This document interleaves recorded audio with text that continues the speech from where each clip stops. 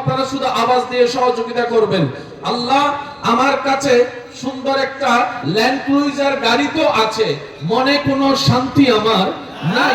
আল্লাহ, আমি বাংলাদেশ থেকে ফ্লাই করে লন্ডন আমেরিকায় আমি ভিসা পেয়ে চলে গিয়েছি, সেই জায়গায় আমি নাগরিকত্ব পেয়েছি, কিন্তু আমার অন্তরে শান্তিটা আমি পাচ্ছি না, শান্তিটা আমি পাচ্ছি না, শান্তিটা আমি পাচ্ছি না। কথা বলেন, কথা বলেন, কথা বলেন। সুন্দরী একটা মেয়েকে বিয়ে করেছিলাম পালিয়ে গিয়ে, 6 মাস পরে দেখি অন্তরে আর শান্তি পাচ্ছি না।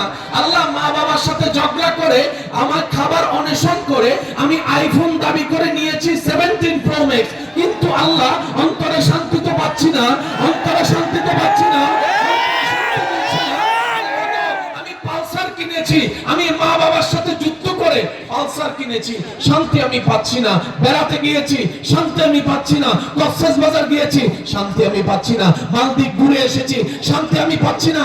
আল্লাহ, আমার শান্তি দরকার, শান্তি দাও, শান্তি দাও, শান্তি দাও। রব বলে, তোর সব হয়ে যাবে, তুই শুধু একটা কাজ কর, তুই শয়তানের মুখে লাথি মেরে বান্দারে তুই একবার আমার হয়ে যা, আমি আল্লাহ তোর হয়ে যাব, আমি আল্লাহ যার হব, সবকিছু তার হয়ে যাবে।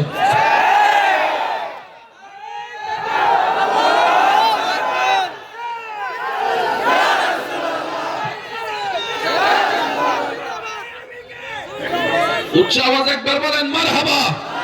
হয় নাই, আরো জোরে বলেন মারহাবা।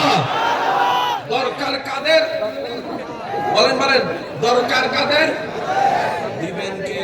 আল্লাহ। দিবেন কে? আল্লাহ। উনি বলে যে আমার হক,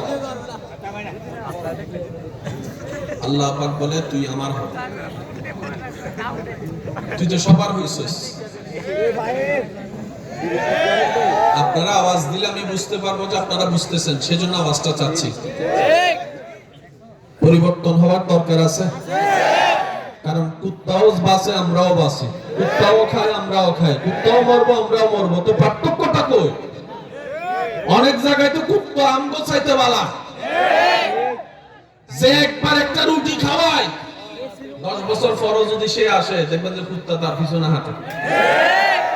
আর আমরা একমাত্র সেই জাতি, সে মানুষ, যেই পাতে খাই। বলেন, বলেন, বলেন, আওয়াজ দিয়ে বলেন। যে পাতে খায় সেই পাত্তায় ছিদ্র করে দেওয়ার জন্য প্রস্তুতি নিই। যে আপনাকে আমাকে ভিসা দিয়ে বিদেশ নিয়ে যায়, আর বাপকে বুঝাইয়া তার নামে মামলা দিয়ে আবার তারে দেশে পাঠাই দেয়। কুত্তা তো আমাদের চাইতে অনেক ভালো, কি বলেন আপনারা? আমরা এখনো সেই লেভেলে যেতে পারি নাই। ইমানদার ভাইয়ের আওয়াজ দিয়ে বলতে হবে, সহযোগিতা লাগবে। আমি কিন্তু ফুল স্পিডে যাইতেছি, আপনারাও ফুল স্পিডে যাওয়া লাগবে। রাজি আছেন নিও? যারা যারা রাজি আছেন একবার আল্লাহকে রাখ দেন, আল্লাহ। আরো জোরে বলেন আল্লাহ, আল্লাহ। উচ্চ আওয়াজে বলেন মারহাবা। দরকার কাদের? দিবেন কে? আল্লাহ। রব বলে যে তুই আমার হক, তোমার কেমনে হবে? তোমার কেমনে হবে? রব বলে যে তুই যদি আমার হতে চাস, কয়েকটা জিনিস লাগবে, বেঁচে কিছু না। ঈমানটা লাগবে, ঈমানের উপর, বিশ্বাসের উপর ভরসাটা লাগবে। আমার নবীর প্রতি আদব, প্রেম, ভক্তি, ভালোবাসা লাগবে। পরকালের প্রতি বিশ্বাস মজবুত রাখতে হবে। তাকদীরের বিশ্বাসটা অন্তরে পাকাপোক্ত করতে হবে। আমি আল্লাহর সাথে সম্পৃক্ত যা আছে সবকিছুকে সম্মান, ভালোবাসতে হবে। এরপরে তুই নেক আমল যতটুক পারস কর, বাকি পথ আমি আল্লাহ দেখে নিব। বিশ্বাস করেন, আপনাদের এলাকায় মেহমান হিসেবে আসছি বলে যাই, মনে রাখবেন জান্নাত পাওয়া কঠিন নয়। আমি সবাইকে দেখাই বলতেছি, এটা মানে তো বুঝেন, সব কথা তার মুখে বলা লাগে না। জান্নাত পাওয়া কেন? যিনি বানিয়েছেন তিনি জান্নাতটা গরু ছাগলের জন্য বানায় নাই, আপনাদের জন্যই বানিয়েছে। যখন চশমা আমাদেরটা লাগাই, জান্নাত অনেক দূরে।